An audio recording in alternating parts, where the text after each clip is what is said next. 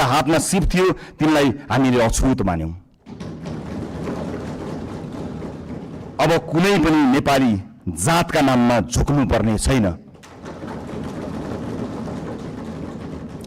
म सिङ्गो पार्टी सम्माननीय प्रधानमन्त्रीज्यू सरकारको तर्फबाट पनि माफी माग्छौं र यो माफीको मूल्य अब न्यायले गर्नेछ भन्ने कुरा पनि सुनिश्चित गर्न चाहन्छु।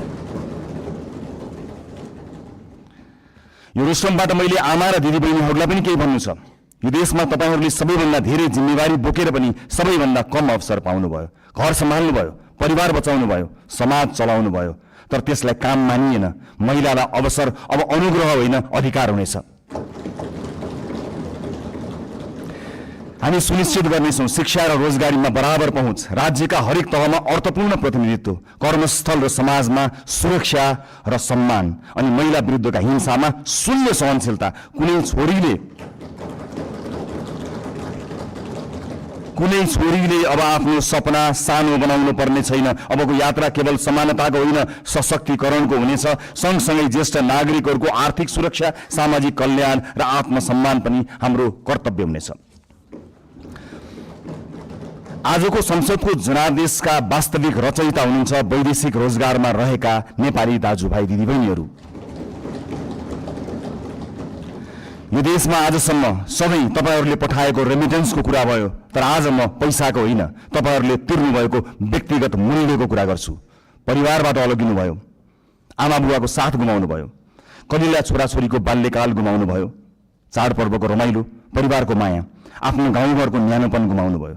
कतिले आमा बाबुको मृत्युमा काँध थाप्न पाउनु भएन, कतिले सन्तानको पहिलो पाइला देख्न पाउनु भएन। आज म यहीँबाट क्षमा याचनाका साथ स्वीकार गर्छु, यो देशले तपाईहरूको त्यागको उचित सम्मान गरेन। अब तपाईहरूको पीडा केवल कथा बन्ने छैन, नीति बन्ने छ, राज्यको प्राथमिकता बन्ने छ।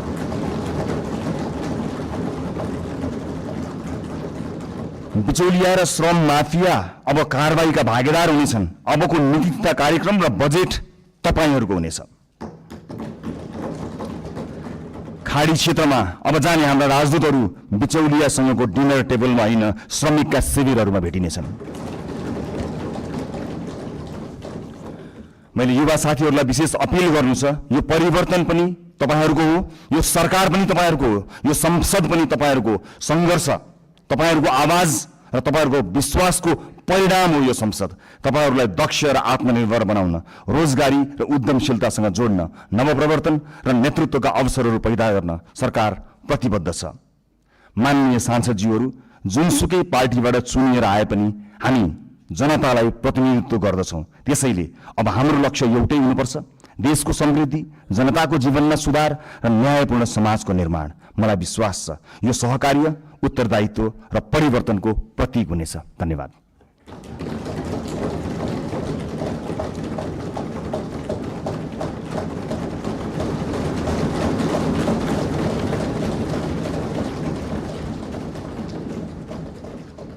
माननीय भीष्मराज आङदम्बे, समय 10 मिनट।